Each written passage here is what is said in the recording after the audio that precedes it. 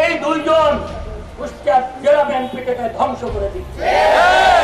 শুধু কুষ্টিয়া পৌর না, আপনারা দৌলতপুরের দিকে তাকান, আপনারা মিরপুরের দিকে তাকান, আপনারা কুমারখালীর দিকে তাকান। এখনো সম্মেলন দিতে পারছে না কুমারখালীতে। বক্সার দিকে তাকান। কুষ্টিয়া জেলা বিএনপি তারা যদি জেলা বিএনপি না চালাইতে পারে, এই অযোগ্য অথর্ব কমিটির দরকার আছে। অবিলম্বে এই কমিটি ভাঙতে হবে। এই কমিটি আমরা চাই না। এই কমিটি ভেঙে নতুন কমিটি দিয়ে হরতালের মতন কর্মসূচি আনতে চাই। থাকবেন আমার সাথে ইনশাল্লাহ।